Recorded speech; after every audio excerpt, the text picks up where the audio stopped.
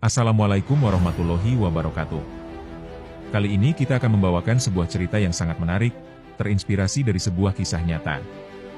Tapi sebelum itu mari kita bersholawat untuk Nabi Muhammad Shallallahu Alaihi Wasallam. Semoga kita semua selalu mendapatkan kesehatan, kelimpahan rizki, dan keberkahan dari Allah. Jangan lupa like, subscribe, dan berikan komentar kalian. Mari kita mulai. Suasana dini hari di Hotel Borobudur, Jakarta masih sunyi. Udara dingin dari pendingin ruangan menyelimuti kamar 1207, tempat Letkol Aditya Wiranata menginap setelah menjalankan tugas dinasnya. Tubuhnya yang letih baru saja terlelap ketika suara ketukan keras membangunkannya. Aditya terlonjak, meraih jam tangannya di atas nakas. Pukul 4.30 waktu Indonesia Barat. Siapa yang datang sepagi ini?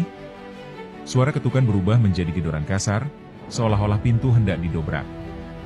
Buka pintu. Ini polisi, teriak suara berat dari luar. Alis Aditya mengernyit. Polisi? Ada apa? Naluri militernya segera mengambil alih. Dengan langkah tenang, ia meraih pisau lipat yang selalu disimpan di bawah bantal. Ia tidak suka kejutan di jam seperti ini. Mengambil napas dalam, ia mendekati pintu dan membuka sedikit rantai pengaman. Begitu pintu terbuka, 4 pria berbadan tegap langsung mendorongnya masuk tanpa peringatan.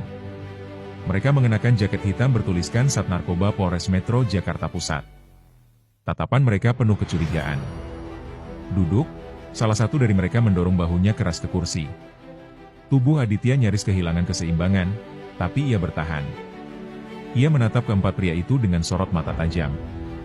Satu persatu ia amati wajah mereka, tidak ada yang ia kenali.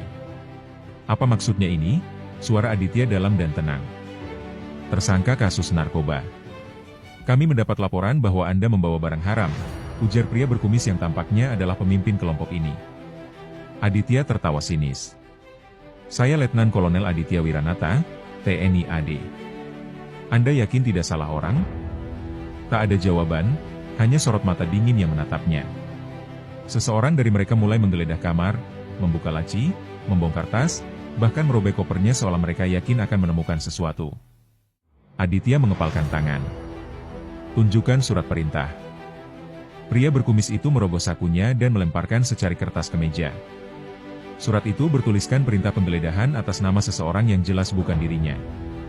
Aditya mengernyit, ini bukan sekadar salah tangkap, ini adalah kekacauan prosedur. Ia menatap tajam. Panggil polisi militer sekarang juga. Salah satu dari mereka terkekeh sinis. Kita yang bertanya di sini, bukan Anda. Seorang polisi lain meraih kerah kaos Aditya dan menariknya dengan kasar. Robekan terdengar jelas. Kesabaran Aditya mulai menipis. Jika mereka bukan polisi, mungkin mereka sudah tak bernyawa sekarang. Penggeledahan berlangsung hampir 1 jam. Kamar yang sebelumnya rapi kini berantakan. Tak ada satupun barang bukti yang ditemukan. Wajah-wajah mereka mulai gelisah. Bersih, bos, ujar salah satu dari mereka. Aditya tersenyum dingin. Sudah puas? Tak ada jawaban. Mereka saling bertukar pandang. Akhirnya, tanpa permintaan maaf atau penjelasan, mereka berjalan keluar dan menghilang di lorong hotel. Aditya tetap duduk di kursinya.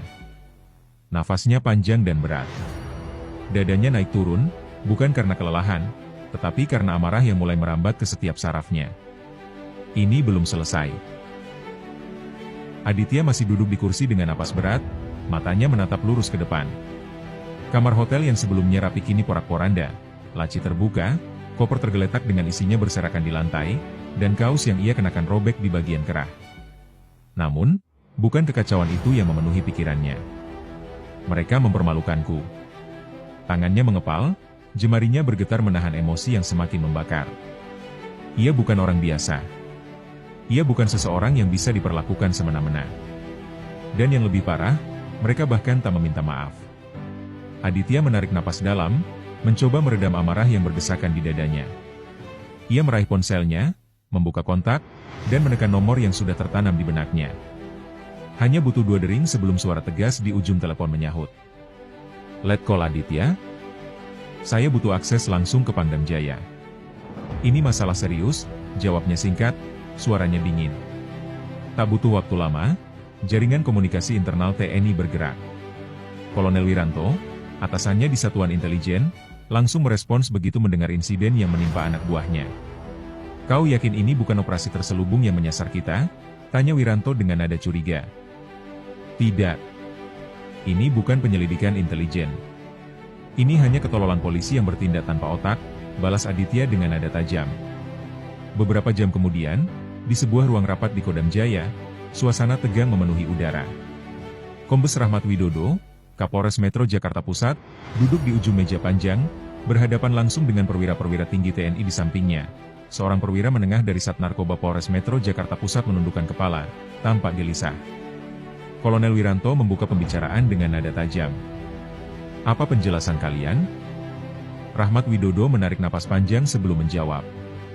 "Kami mengakui ada kesalahan prosedur. Ini murni salah tangkap. Anggota kami menerima informasi